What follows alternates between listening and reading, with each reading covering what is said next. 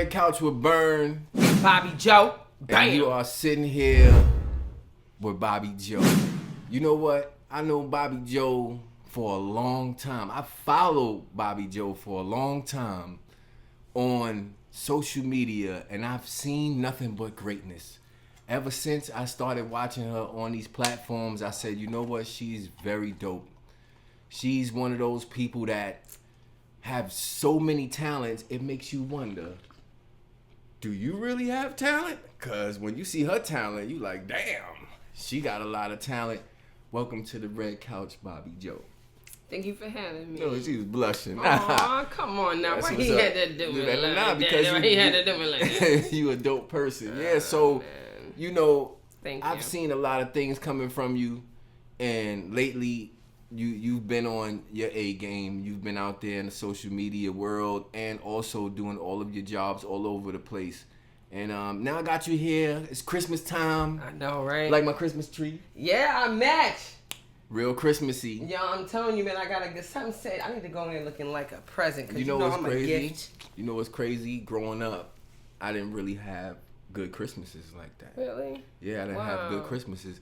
And so now that I have a daughter, I'm able to provide the best Christmases ever. Yo, and she is phenomenal, yo. His Right. daughter, oh my god. Now I couldn't even do it. Growing up, we only had what was some of the presents you got during Christmas? Growing up, I remember getting BJ Sparkle. BJ, what is that? BJ Sparkle, she had this bow on top of her head and it would light up. Mm-hmm. I remember getting the Easy Bake Oven. Okay, the Easy Everybody Bake got Oven. the Easy Bake Oven. I remember getting GAC. What is that? GAC or like Play-Doh. Oh, okay. Yeah. I was like, what is that? My dog ate it. Oh, no. My mom got rid of the GAC and the dog. She said never again. I almost got my ass. What did you want though? Like, was that your favorite thing, or what? I did you wanted want a Power Wheels so bad, and yeah, by that the was the real one. word. I still want one now. Damn, I ain't even gonna lie to you, man. Everybody wanted the Power Wheel. Everybody growing wanted up Power Christmas. Wheels. And that was one of those things. I think growing up, when I was a baby or when I was younger, we only wanted Hesh trucks. I don't know if you remember those. Yeah, I remember Hesh trucks. But that was the thing. Yo, okay, I gotta tell you what I got. What did All you right, get? so speaking of like the old school like toys and stuff, I used to have the Cabbage Patch dolls, Okay. right?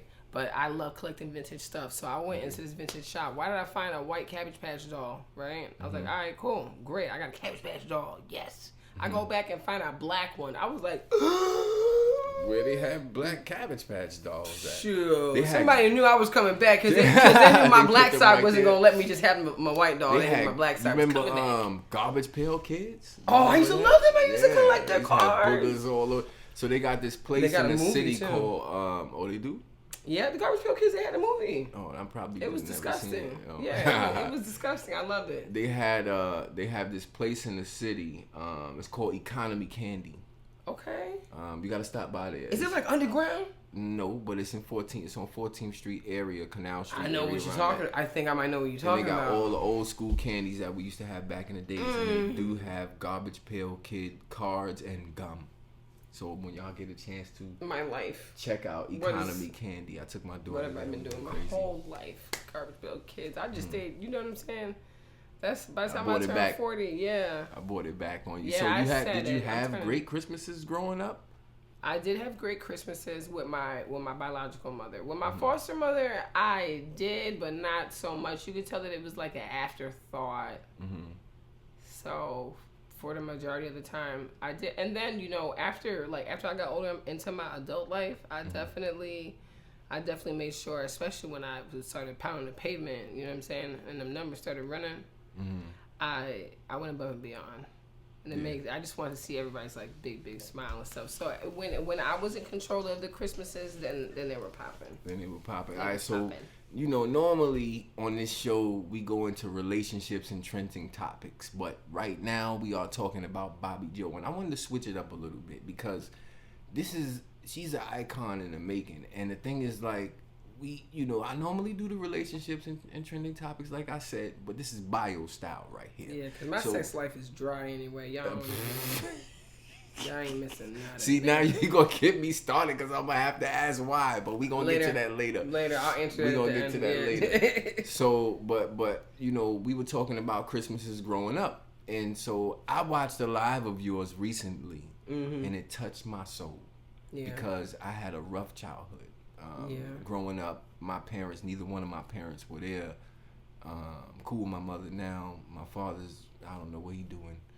But, you know, just seeing you live and how you opened up to the world, it made me say, I gotta have her on my show. We gotta talk about this because it's not too many people that's willing to let these things out.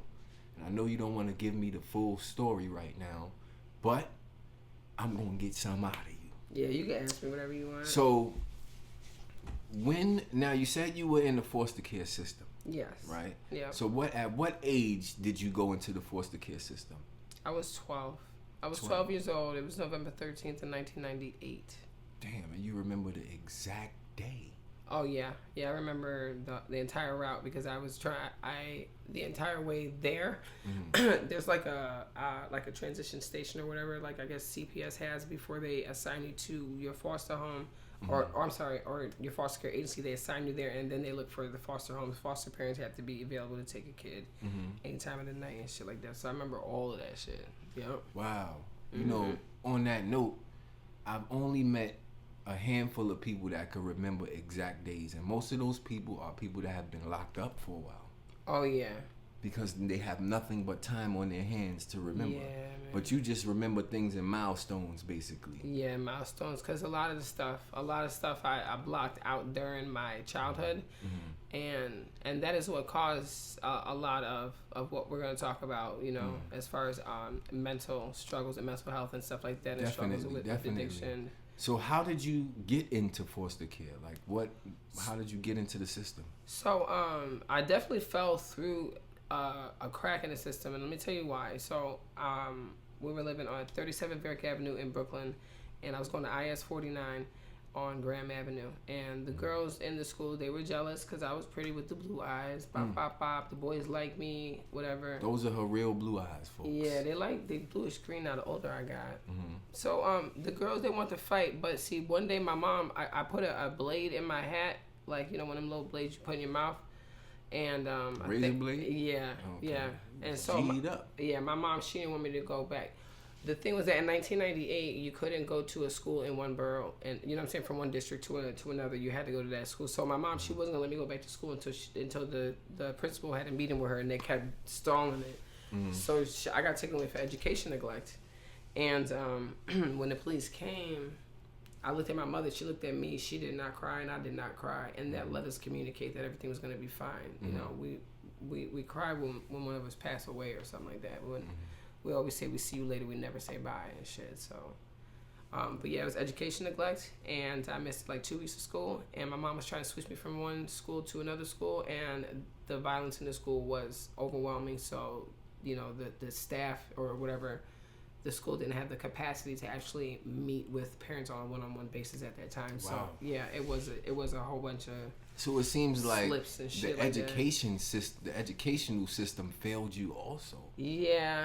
And I don't want to necessarily say your mother failed you. Nah, my mom didn't. Nah, she didn't fail me at all. Is there anything that you... My foster mother failed me. Shoot. Well, we're going to get into that. Yeah. But is there anything that you think she could have done to avoid you going into foster care?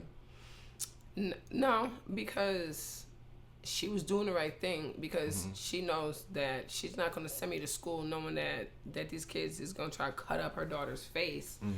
And then she's finding out how violent the school is. And she's like, I'm not going to send my daughter in that type of environment. And the school was reckless, though. The school was... Now, there was a little girl that was so jealous of you that she did something really foul. And I saw that on your story. And I said, you know what? Y'all got to hear this. Oh, yeah. So what happened with this girl? I was in my first foster home, and I was in IAD. I was at Port Richmond. Port Richmond, Staten Island, going to IS 51, and there was a girl. I got a rash on my face because I like to play basketball. I would always chase the ball into the bushes and shit. So I always came back looking like fucking Hitch or some shit. It was crazy. So this one girl, she acted like she was my friend, and her mother was a nurse, so she gave me calamine lotion, but she put bleach in the calamine lotion, and Hold on. she put bleach. Yeah. In the calamine lotion. Yeah. And Wait. So the little girl called herself trying to help you. Yeah, she was lying. Yeah, and she put bleach in the calamine lotion. Yeah, she said her mom was a nurse and that she got the stuff for the rash at her house. And so she didn't live that far. So I walked to her house with her, and then she gave me the bottle of calamine lotion. It's a calamine pink, right? Mm-hmm. Yeah, yep. And I put that shit on my face, and I was walking back home. That was what we used for chicken pox or something like that. Yes. Yeah. That's what it was for. Yeah. And that shit started burning like crazy, and I couldn't get it to stop. And then my pores was open because I was playing basketball, and I was running home, and like, oh my God, it was terrible. It was bad. Have you ever seen her since? Nah, I know exactly what she looked like though. She better stay the fuck away. You know her name? Because we're going to look her up on Facebook. I forgot her name. Hey, if you out there and you see this story, tap in. Because we got something to say to you for that I forgot her damn name. You know what's crazy? I remember this Russian kid. Or some shit like that too. Oh yeah? Yeah, she wow, was, she was definitely jealous. She was definitely she was Russian. Jealous. She was jealous. But you know what happened though? That caused them to close that foster home. When I went to I went to 205 Moscow Street to St. Vincent's Foster Care Services, and I had to go see the doctor. And so I go to see the doctor, and my first foster mother, number one, she was going through menopause. Number two, she just went through a divorce, so she really needed the money. Why she going there? And after the doctor seen me, my caseworker says to her, okay, so you gotta take Bobbi Jo with you. She's like, I'm not taking her anywhere with me with that shit on her fucking face. And they closed her home. Like you see, I'm so shocked. I can't believe I can't believe that happened. I still can't right now. Got me with no words. I still cannot. Right now. She said, I can't take you anywhere. She couldn't take you to the doctor because no, I was at the doctor. She couldn't take me from the doctor back home with her. Right. With the shit on her face. Was she on drugs or something? She was going through menopause, and that is a mental chemical imbalance. Let me ask you, but she probably needed to be on drugs. Now, but you say that, right? But to me, it sounds like almost as if she might have been on something and you just didn't know. Because probably. She might have been on some antidepressants. Or something. Divorce and menopause. And you said this was in the 90s or the 80s? This happened in like 1998. Right. 1998. Because when you think about the time frame that these things are happening, and that was around the time, even though crack came way before that. Right. But in the late 90s, a lot of people was really getting high off of, they was mixing their stuff with like weed and this is the thing too. My mom, once I was taken away, I'm her youngest. I was her baby. You know what I'm saying? That's when she fell on her addiction. But my mom, she been straight for damn near 25 years now. You know what I'm saying? Maybe even longer.